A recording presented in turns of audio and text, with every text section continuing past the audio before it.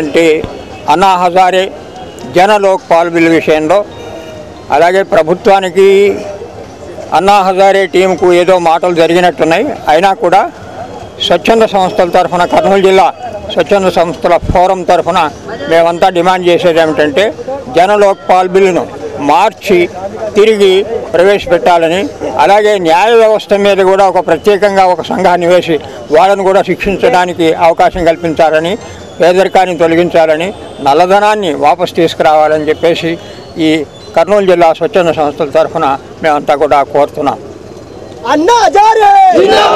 ఈరోజు కర్నూలు జిల్లా స్వచ్ఛంద సేవా సంస్థలన్నీ కలిసి అన్నా హజారాకు మద్దతుగా పార్లమెంటులో జనలోకపాల్ బిల్లును వెంటనే ప్రవేశపెట్టాలని, అన్నా హజారాకు మద్దతుగా ఈ కర్నూలు జిల్లా ఎన్జిఓలమంతా కూడా ఇక్కడికి వచ్చి మహాత్మా గాంధీకి మా యొక్క మెమరాండం సమర్పించి ఈ యూత్నంతా కూడా వాళ్ళ కోరికలు తప్పకుండా ఈ బిల్లును ప్రవేశపెట్టి యూత్ను ప్రోత్సహించాలని స్వచ్ఛంద సేవా సంస్థల తరపున మేమంతా కూడా పోరాడతామని ప్రతిజ్ఞ చేస్తూ ఉన్నాము.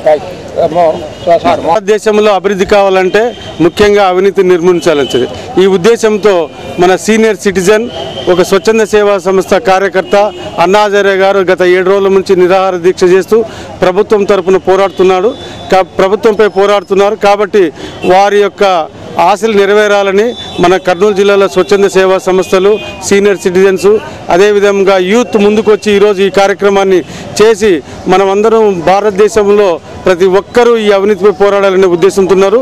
ఈ యొక్క అంశంపై ప్రపంచమంతా ఎదురు చూస్తుంది. మరి ఈ యొక్క కార్యక్రమం మనం అందరూ పాలు పంచుకొని